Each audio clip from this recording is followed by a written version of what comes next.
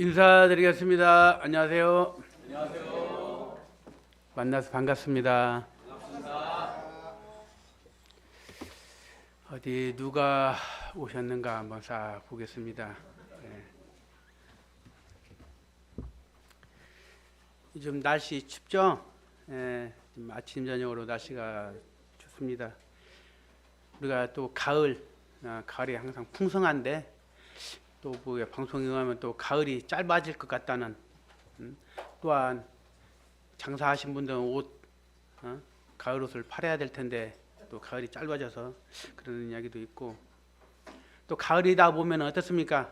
또 뭐 단풍이라든가 꽃구경 저희도 노년부에 뭐 저번 주에 갔다 왔는데 지금 저도 이제 뭐 순천, 목포, 강주 그쪽으로 이제 뭐 일주일에 한 서너 번씩 가게 되는데 요즘 휴게소 보면은 관광차들이 많이 다니는 것을 보게 됩니다.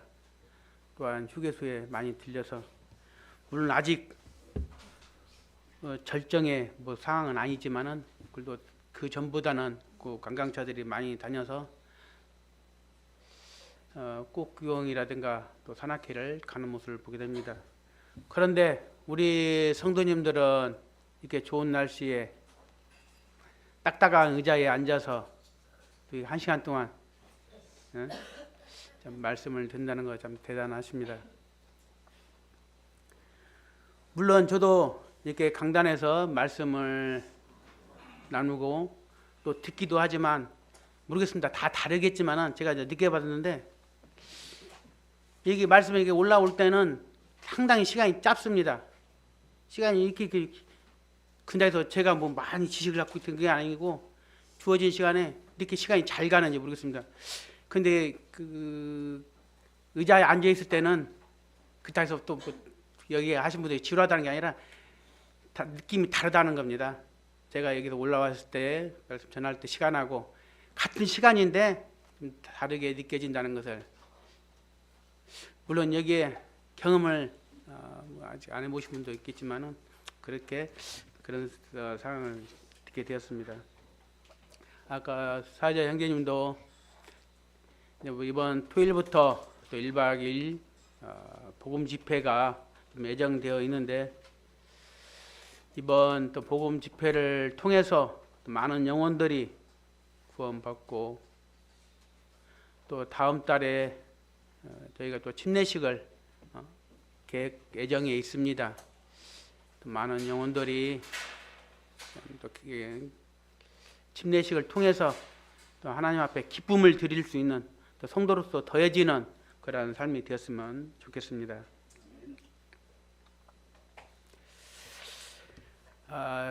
성경 말씀 넘어와서 6장 23절 찾지는 않겠습니다. 넘어와서 6장 23절에 보면은 우리가 뭐 잘 알고 있는 말씀인데 제 싹은 사망이요 하나님의 은사는 그리스도 예수 우리 주 안에 있는 영생이라 말씀하고 있습니다. 로마서 6장 23절은 제 싹은 사망이라고 말하므로 죄에 대한 하나님의 입장이 어떠한지를 우리에게 분명히 알려주고 있습니다. 또 히브리서 9장 27절에 보면은 한 번 죽는 것은 사람에게 정해진 것이요 그 후에는 심판이 있으리니 뭐 또 한 번 이야기해봤자 뭐 지겨울 정도로 많이 들었을 것입니다. 또 모두가 다 인정할 수밖에 없는 모든 사람은 한 번은 죽게 마련이지만 그 뒤에는 반드시 심판이 있다고 말하고 있습니다. 그렇기 때문에 우리는 반드시 하나님 앞에 서게 될 때 심판대 앞에 우리의 영원한 시간이 어떻게 결정될지를 이 땅에 있는 동안 분명하게 확인을 할 필요가 있습니다. 만약에 우리가 죄 가운데 있다면 즉 우리가 죄인으로 남아있다면 우리는 속절없이 영원한 멸망의 형벌에 빠지게 될 것입니다. 그러므로 그 죄의 싹슨 사망을 감당하지 않기 위해서 우리는 반드시 의로운 사람으로 하나님께 인정을 받아야 합니다. 그렇다면 우리들의 상태는 어떤 상태인가 한번 이번 말씀을 찾아보겠습니다. 로마서 3장 23절 신약 243페이지가 됐습니다. 로마서 3장 23절.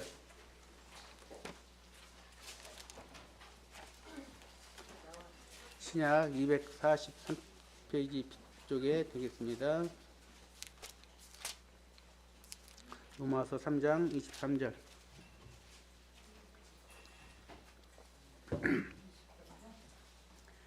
네, 찾았으면은 한 목소리로 읽겠습니다. 시작. 모든 사람이 죄를 범하였음에 하나님의 영광에 이르지 못하더니. 모든 사람이, 모든 사람, 모든이면 뭐 한 명, 두 명 빠지지 않잖아요. 모든 사람이 죄를 범하여 하나님의 영광에 이르지 못한다고 말씀하고 있습니다. 어느 누구도 애 없이 자연인 상태에서는 우리는 하나님의 영광에 이르지 못하는 죄입니다. 그러므로 이 땅에서 얼마나 오래 살던 어떻게 살았던 간에 상관없이 그 생을 마치고 심판대에 섰을 때 우리는 반드시 그 심판을 받아서 멸망의 형벌에 처하게 된다 말하고 있습니다. 그런데 우리는 아무런 소망이 없는 이 상태로 살아간다면 살아야만 될까요? 아닙니다. 그래서 우리에게는 복음이 주어졌습니다. 말씀 그대로 복음, 기쁜 소식. 우리는 죄인이기 때문에 그 죄로 인해서 우리는 스스로를 구원할 수가 없습니다. 이미 죄악 가운데 빠져 있는 우리끼리는 어떻게 힘을 모아도 완전한 하나님의 생명으로 옮겨질 수가 없습니다. 하지만 우리가 하나님의 영광에 이르지 못하는 죄인이라고 말하는 로마서 3장 23절 이후에는 또 놀라운 반전이 있습니다. 바로 옆에 3장 24절 밑에 24절 말씀을 한번 읽겠습니다. 시작. 그리스도 예수 안에 있는 속량으로 말미암아 하나님의 은혜로 값없이 의롭다 하심을 얻은 자 되었느니라. 그리스도 안에 있는 속량으로 말미암아 하나님의 은혜로 우리는 값없이 의롭다함을 받게 되었다고 말합니다. 그런데 갑자기 이렇게 바뀔 수가 있을까? 그냥 그때가 되면 자동적으로 우리는 죄인에서 의인으로 옮겨진다는 것일까요? 결코 그렇지 않습니다. 다음 말씀들을 주목해 볼 필요가 있는데, 아무런 죄가 없으신 하나님의 아들 예수님을 하나님께서는 사람의 몸으로 이 세상에 보내셨습니다. 왜 그렇게 하셔야만 하셨을까? 피 흘림 없이는 제사함이 없기 때문에 그 죄에 대해서는 공의 하나님 반드시 심판을 하셔야만 하는데, 그때는 그 대가는 사망이기 때문에 반드시 누군가는 그 죄값을 치러야만 하는 것입니다. 우리는 각자 자신의 죄값을 치르고 끝나면 죽으면 끝나는 것이지만 그 다음에는 심판이 있고 형벌이 있기 때문에 문제가 되는 것입니다. 그렇다고 해서 하나님께서 대신 죽어 주실 수는 없는 것입니다. 하나님은 영이시기 때문에 영원히 살아계시고 자존하신 분이시기 때문에 죽으실 수가 없습니다. 그래서 어떠한 방법을 택하셨나? 죄가 없으신 하나님의 아들을 사람의 몸으로 이 땅에 보내셨습니다. 예수님은 아무런 죄와 상관이 없지만 예수님께서는 이 세상의 모든 죄를 다 담당하시고 십자가에 달려 죽으심으로 하나님의 의가 죄에 대한 심판이 완전히 이루어지게 하셨습니다. 그리고 우리에게는 단 그 사실, 하나님께서 작정하신 구속사를 성취하신 예수님을 우리의 주님으로 구세주로 영접하기만 하면 그 믿음으로 우리는 값없이 의롭다함을 얻게 되었습니다. 이것을 자주 사용되지는 않지만은 신앙적인 용어로 칭의, 많이 한 번씩 들어봤을 겁니다. 칭의. 하지만 우리는 칭의, 바로 이렇게 의롭게 된 것만으로 모든 것이 끝나는 것은 아닙니다. 로마서 8장 29절 39절의 말씀을 보면 하나님께서는 이미 예전에 택하신 사람들과 정하신 사람들을 택해 놓으셨고 그 사람들의 때가 되면 하나님의 아들과 같은 모습이 되도록 미리 정해 두셨습니다. 그리고 정하신 때에 그 정하신 사람들을 또 부르셨습니다. 그리고 부르신 그 사람들을 의롭다 하시고 의롭다고 칭한 그 사람들을 더 영화롭게 하셨습니다. 하나님께서 의도하신 그 최종 목적지까지 그렇게 정하신 사람들을 이끌어 가시는 것입니다. 의롭게 된 뒤에 영화롭게 되었다는 것은 이것은 그냥 순간적으로 이동하는 것을 의미하는 것이 아닙니다. 한번 예를 들어보겠습니다. 우리가 굉장히 유명한 비싼 손쉽게 구할 수 없는 어려운 어느 공연의 티켓을 구할 수 있게 됐다고 가정해 보겠습니다. 우리가 좋아하는 좋아하는 티켓은 야구장 관람이라든가 또 유명 연예인들 방송에 보면은 막 티켓을 살 수 없어서 여러 배 돈을 더 붙여서 티켓을 구매하는 모습을 또 보게 됩니다. 우리가 돈은 지불하지 않았습니다. 굉장히 비싼 티켓이고 함부로 구할 수 없는 티켓인데 어느 누군가가 아무런 조건 없이 나에게 선물로 주었다고 한번 가정해 보겠습니다. 그렇다면 그 티켓이 우리에게 주었다고 해서 그 즉시 그 자리가 공연장으로 행사장으로 바뀝니까? 바뀌지 않습니다. 우리는 정해진 날짜에 시간에 정해진 공간에 가야만 합니다. 그곳에 있어야만 우리는 완전히 그 티켓의 주인으로서 그런 혜택을 누릴 수가 있습니다. 마찬가지로 우리가 의롭게 됐다고 해서 그것이 곧장 모든 것을 다 해결해 주는 것은 아닙니다. 우리는 의롭다고 칭함을 받았지만 여전히 그 직전까지 그 제약된 행실과 언행, 사고에서 완전히 벗어난 사람들이 아니다. 우리가 예수님을 구세주로 영접했다고 해서 그 즉시 우리를 둘러싼 환경이 바뀌는 것은 아닙니다. 그 다음부터 우리는 영화로워지는 그 과정에서 이르기까지 계속해서 거룩하신 하나님을 닮아가는 과정을 겪게 되는 것입니다. 또 그것을 또한 신앙 용어로 성화라고 합니다. 우리는 이러한 말씀의 성경을 통해서 알 수가 있습니다. 칭의는 단번에 이루어지는 일이지만 성화는 점진적으로 점점 변화되어지는 과정에서 이루어지는 것입니다. 하지만 우리는 이러한 신앙적인 용어에 대한 이해만 가지고 있을 뿐 이것을 정확하게 우리의 삶에서 적용하고 그것을 말씀에 비추어서 우리의 삶으로 살아나지 못한다면 우리는 진리를 들음에도 불구하고 진리로부터 멀어질 수 있는 그런 제약 가운데 다시 노출되고 넘어질 수 있는 연약한 인생임을 분명히 알아야 합니다.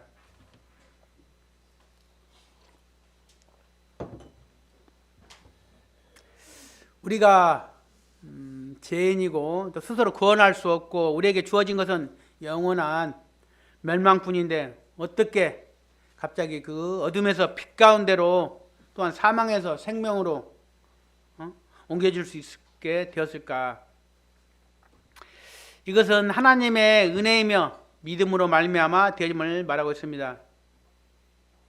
그 일을 예수님께서 이루셨기 때문에 믿음으로 우리는 구원받았다고 이야기합니다.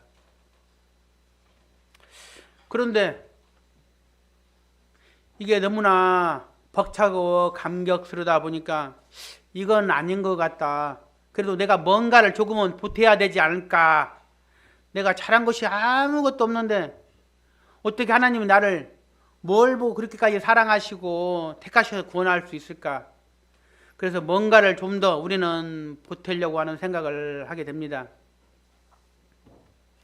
그 마음 자체는 우리가 나쁘다고 생각하지는 않습니다.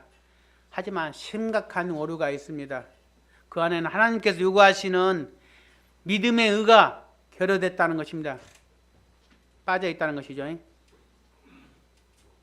우리가 잘 알고 있는, 많이 들어봤을 것입니다. 에바들을 들어봤는데 탈무드에 이러한 얘기가 있습니다. 어느 한 길을 따라서 어떤 사람이 마차를 끌고 가고 있는데 마침 그 길에 앞서 어떤 사람이 무거운 짐을 지고 걸어가고 있는 모습을 보게 됩니다. 어차피 길은 하나인데 방향이 같다는 것이죠. 그래서 그 마차를 끌고 가는 사람은 그 사람을 태워주게 됩니다. 한참 이렇게 서로 이야기하면서 가게 되는데 어떻게 해서 그 옆 사람을 보게 되는데 짐을 지고 가던 사람이 땀을 뻘뻘 흘리고 있던 것입니다. 옆에서. 예, 그런가 봤더니 여전히 그 무거운 짐을 지고 앉아 있다란 겁니다. 그러니까 그 마차를 운행하는 사람이 물었습니다. 예, 짐을 마차에 내려놓지 않습니까? 그러자 그 짐을 지고 있는 사람이 말하기를, 아니 나를 태워준 것만도 고마운데 어떻게 내 짐까지 내려놓을 수가 있습니까? 그러는 겁니다. 우리는 이 이야기를 통해서 그 사람에 대해서 순수하다고 이야기할 수 있고 이야기할 수 있지만 결코 지혜롭다고 말할 수는 없습니다. 좀 답답하죠. 좀 심하게 표현한다면 좀 바보스럽다 말할 수도 있습니다. 마차를 태워줄 때는 그 사람의 모든 것을 맡아주었다는 의미를 갖고 있는데도 그는 스스로가 아니, 그래도 내가 어떻게 나도 뭔가를 보태야 되지 않을까라고 생각한 것입니다. 실제 그는 마차를 타고 얻어 탔지만 전적으로 그 혜택을 받아 누리지 못했던 사람들입니다.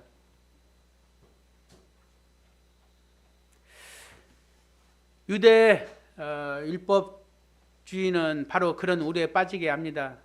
그것이 단 0.01% 할지라도, 그보다 더 작은 수치라 할지라도 나의 노력이, 나의 의가 들어가는 순간 그의 의는 하나님으로부터 인정받지 못하는 의가 되는 것입니다. 하나님께서는 완전하게 거룩하시고 어떠한 죄도 없으신 분입니다. 그분은 소멸한 분이기 때문에 어떠한 죄도 용납하실 수가 없습니다. 우리 입장에서는 99.9%만 되어도 순금이라고 인정하지만 하나님께서는 99.9% 아닌 100%만이 인정받을 수가 있습니다. 아무리 우리가 어렵다고 생각하는 것을 보탠다 할지라도 우리는 하나님으로부터 어렵다고 칭함을 받기 전까지는 죄인이기 때문에 우리가 행하는 어떤 것도 죄가 되는 것입니다. 우리가 마시는 생수 한 통에 치명적인 독국물 한 방울이 떨어뜨리던 한 컵을 떨어뜨리던 간에 그 물은 우리가 마실 수가 없습니다. 에베소서도 분명히 또 사도 바울이 이렇게 이야기합니다. 한번 말씀을 보겠습니다. 에베소서 2장 8절에서 9절, 신약 311페이지가 되겠습니다. 에베소서 2장 8절에서 9절.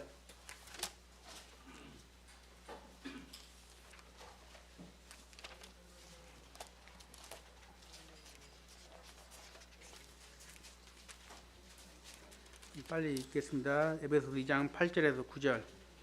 함께 읽겠습니다. 시작.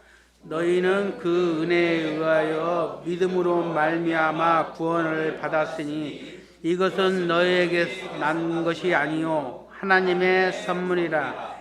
행위에서 난 것이 아니니 이는 누구든지 자랑하지 못하게 하려 함이라. 우리는 그 은혜에 의하여 믿음으로 말미암아 구원을 받았다고 합니다. 이것은 우리에게 난 것이 아니고 하나님의 선물이다. 우리는 우리의 행위는 난 것이 아니니까 우리는 결코 자랑할 수 없다고 말합니다. 그게 무슨 말인가? 우리의 행위가 조금이라도 들어갔다고 여겨지는 순간 우리는 그 구원과 관련한 것을 우리의 자랑으로 돌리게 되는 것입니다. 우리가 한 것은 아무것도 없습니다. 전적으로 하나님의 은혜로 이루어진 일입니다. 그렇기 때문에 우리는 우리를 자랑하는 것이 아니라 구원받은 우리로서는 오직 우리 주 예수 그리스도를 자랑할 수 있어야 됩니다. 우리의 의가 조금이라도 들어가는 순간 그 모든 것에서 우리는 분리가 되는 것입니다. 조금 더 직설적으로 이야기를 한다면 우리는 의롭다 칭함을 받은 자가 아닌 것이 되는 것입니다. 하지만 얼마든지 다양한 모습을 우리들 가운데서 그런 모습을 살펴볼 수가 있습니다. 우리는 먼저 그런 율법적 신앙관이 과연 우리에게 있는지를 살피기 전에 신앙이 무엇인지에 대한 정의를 확인할 필요가 있습니다. 신앙. 사전적 정의를 그대로 이야기한다면 절대적인 그 믿음의 대상을 믿고 그의 가르침을 지키고 그의 그 뜻하신 바를 따르는 것, 그 사람을 바로 신앙이라고 합니다. 우리는 보통 신앙이라고 하면 우리처럼 교회 다니는 사람들을 생각하지만 실제 신앙인은 종교를 가진 모든 사람들 그리고 어떤 추구한 바가 있는 사람들을 신앙이라고 말할 수 있습니다. 다른 종교인들 뿐만 아니라 어떤 사람이 긍정적으로 추구하는 게 돈이라면 그 돈을 또 추구하는 신앙인이 되는 것입니다. 오직 자신의 건강, 자신의 명예만을 추구하는 사람이라면 각각 또 그런 것을 추구하는 신앙이라 말할 수 있습니다.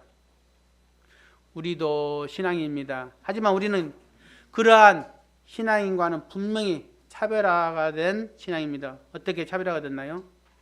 우리가 절대적인 믿음의 대상으로 인정하는 분, 믿는 분은 바로 전능하시고 살아계신 삼위일체 하나님이시기 때문입니다. 그분은 태초부터 스스로 자존하신 분입니다. 전혀 실수가 없으신 분입니다. 다른 신앙인들이 추구하는 그 대상은 특징이 있습니다. 어떻게든 그 절대자를 향해 추구하면서 찾아 나가는 것입니다. 어떻게든 노력하면 지성이면 감천이라고 어느 수준까지는 이룰 수가 있습니다. 하지만 하나님은 그런 분이 아니십니다. 하나님은 완전히 거룩하시고 우리는 죄로 인해 완전히 타락했기 때문에 우리가 어떻게 노력한다고 해서 하나님께 다다를 수가 없습니다. 일단은 그렇게 할 수도 없지만 가정을 내서 가능한다 할지라도 그것은 문제가 되는 것입니다. 왜 그럴까요? 우리는 죄인이기 때문에 의로우신 하나님, 소멸한 분인 하나님 앞에서 우리는 모든 것이 다 없어지게 되는 것입니다. 끝나는 것이 아닙니다. 영원한 멸망의 형벌 가운데 죽지도 못하고 그렇게 죄값을 치러야 하는 것입니다. 하나님께 나아가서 우리가 의롭다고 인정받아야 되는데 우리는 의롭지가 못합니다. 그렇기 때문에 우리는 하나님을 만날 수도 없고 혹여 만난다 할지라도 그 결과는 사망입니다. 그런데 어떻게 하나님이 우리의 신앙의 대상이 될 수 있을까? 그런 분은 어떻게 우리가 믿을 수 있을까? 어떻게 그 일이 가능하게 됐는가? 예수님이 우리에게 직접 오셨기 때문입니다. 예수님 모습 그대로 오시면 방금 전에 말씀한 것처럼 우리는 사망입니다. 그런데 예수님이 낮아지셨습니다. 사람의 몸으로 우리 인간들과 똑같이 오셨습니다. 그리고 우리의 모든 죄를 예수님이 다 안으시고 예수님께서 모든 것을 감당하셨습니다. 그리고 우리를 하나님의 자녀로 삼으셨습니다.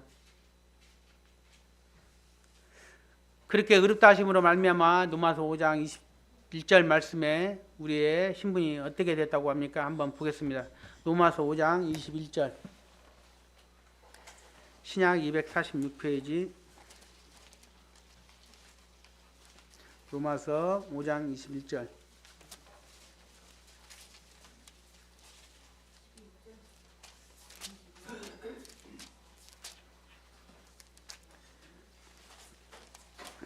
로마서 5장 21절 한번 같이 읽겠습니다. 시작. 이는 제가 사망 안에서 왕노릇 한 것 같이 은혜도 또한 의로 말미암아 왕노릇 하여 우리 주 예수 그리스도로 말미암아 영생에 이르게 하려 함이라. 우리의 신분이 영원한 생명을 얻은 자라고 말합니다. 또한 로마서 8장 15절 말씀에는 너희는 무소하는 종의 영을 받지 아니하고 양자의 영을 받았으므로 우리가 아빠 아버지라고 부르짖느니라. 하나님의 자녀가 되어서 우리는 하나님을 아빠 아버지라 부를 수 있게 되었다고 말씀하고 있습니다. 하나님은 두려운 심판주가 아니십니다. 우리는 아버지라 부를 수 있게 되었고 또 하나님의 영원한 생명 안에서 영원한 시간을 살 수 있게 되었습니다. 이것은 전적으로 우리 어떤 것도 포함하지 않고 100% 하나님의 의에 우리에게 전가되었을 때만 우리가 누릴 수 있는 특권이 되는 것입니다. 우리 주 예수 그리스도께서는 높은 곳에서 나에게 올라오라고 말씀한 분이 아닙니다. 예수님께서는 직접 내려오셔서 앞서 가시면서 우리를 인도하시고 나를 따르라 말씀하고 있습니다. 그렇기 때문에 우리가 예배자로 드려지는 우리의 삶 가운데서 이루어지는 모든 이러한 일들이 정말 예수님께서 말씀하시고 삶으로 보여주신 것을 따르고 있는지를 살펴보아야 하겠습니다. 그렇지 않고 나의 의가 들어가거나 나의 생각, 나의 계획이 들어가고 있다면 우리는 또 다른 모양에서 율법주의자가 되는 것입니다. 우리는 반드시 이것을 경계해야만 되겠습니다. 또한 우리는 반드시 하나님께서 요구하시는 그 수준에 이르기까지 계속 성장해야 됩니다. 이것은 우리의 의지만으로 되는 것이 아니라 하나님께서 우리를 의롭다 하신 이후부터 우리로 하여금 그러한 삶을 살 수 있도록 이끌어 가시는 겁니다. 우리는 그분의 음성을 듣고 따라가는 것입니다. 우리는 순종하고 따라가기만 하면 되는 겁니다. 이 과정은 반드시 이루어져야 되는 것입니다. 나는 구원 받았으니까 굳이 그렇게 하지 않아도 난 천국 갈 줄 믿는다. 그러한 생각을 혹여나 한다면 안 되는 것입니다. 우리가 정말 구원받았다면 우리에게는 반드시 구원받은 다운 삶이 드러나게 되어 있습니다.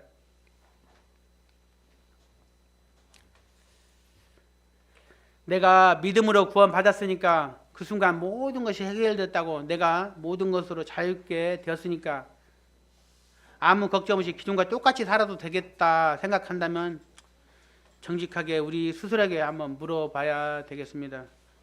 물론 그럴 분이 없을 거라 생각합니다. 나는 과연 구원받았는가? 나는 과연 의롭다 칭함을 받았는가? 나는 과연 하나님을 아버지라고 진실되게 부르는 사람인가? 마태복음 2장 14절에 보면 청함을 받은 자는 많되 택함을 입은 자는 적으니라 말씀하고 있습니다. 청함을 받은 자는 많으나 택함을 받은 자는 적다고 말씀하고 있습니다. 청함을 받았다고 해서 그 받은 인원이 100% 그대로 택함을 받고 영화롭게 되는 것이 아니라는 것을 우리는 알아야만 합니다. 그렇다면 나는 어떻게 되는 것인지 불안하게 하기 위해서 이런 말씀을 드리는 것이 아니라 우리는 택함을 받기 때문에 택함을 받은 자답게 살기만 하면 된다 지금 말하고 있습니다. 또 마태복음 6장 21절에 내 보물이 있는 그곳에는 내 마음도 있느니라. 너의 보물이 있는 곳에 너의 마음이 있다는 겁니다. 우리의 보물은 어디에 있습니까? 우리의 마음은, 우리의 시선은 어디로 향하고 있습니까? 정말 우리가 하나님의 자녀가 맞다면 우리는 하나님의 자녀다운 삶으로 그것을 증명할 수 있어야 됩니다.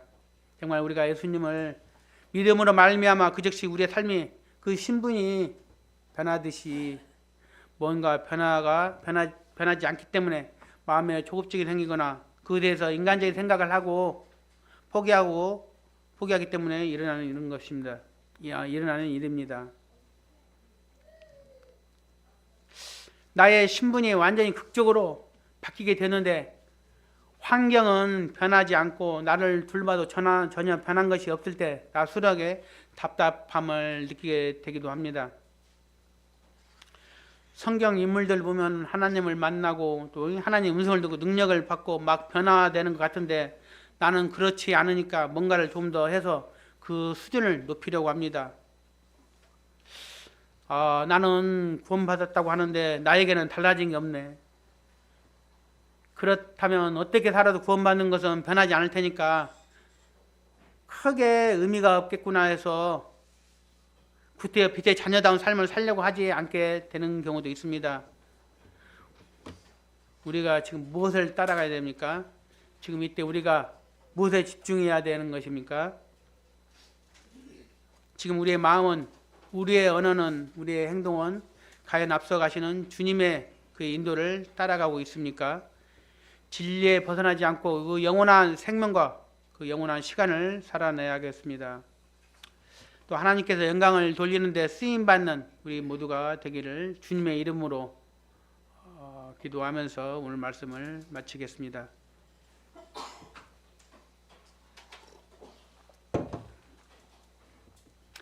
기도하겠습니다.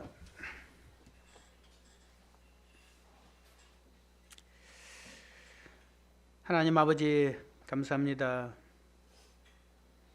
참 우리는 죄인으로 태어나서